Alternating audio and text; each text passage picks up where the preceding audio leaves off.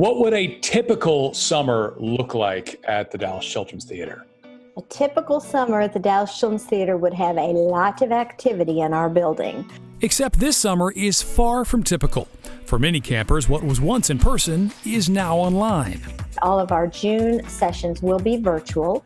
We've actually been doing virtual classes even starting late April and through May. Regulatory uncertainty put local organizations in a bind. Do you plan for in-person camps that might eventually get canceled, or go online and lose a chance for hands-on learning? Some simply planned for both. I am just so thankful that our management team and our task force were able to come up with online options that were comparable to what we do offer in person.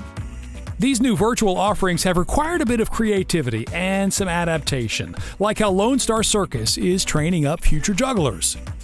We'll have kids make their own juggling balls this year. Also being able to be mindful of everything in the house to make sure they're not crashing into anything. And Looking at your class offerings here, there's one that jumped out to me, a class on TikTok. What it will do is give kids an introduction to how to do some of those tricks that they're hearing about and seeing on TikTok itself. It's going to be a lot of fun.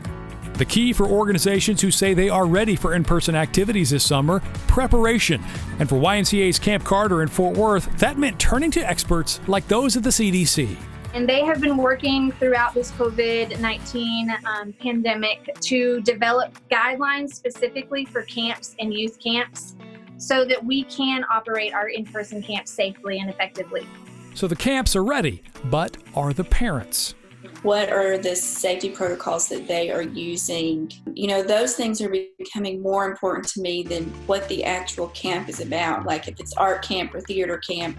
Perhaps the Fort Worth Museum of Science and History speaks for everyone about the challenge of taking what it is that makes them unique and adapting it to a COVID-19 reality. And the problem is that's what makes the museum so special, are those in-person group activities, and that's the very thing that is a health concern. So we're really trying to balance that and how to make an event but make it safe. I know there's a lot of information there, but get this, we are trying to make it easy for you by going to WFAA.com/summer. If you're a local organization trying to get the word out about your events, you can submit all the details there. If you are a viewer, simply pop in your zip code and you can search for options close to you. And get this, you can also text the word summer to 214-977-6028 and you'll get a link texted back to you to those resources right there on your phone. And certainly what's cool talking to those local organizations, all the uncertainty about the summer has forced them to become really creative about their programming, whether it is what they're offering in person for those that are comfortable or what they're offering online or virtually for the folks that want to participate from home. A lot of really cool options out there that you can still get in on.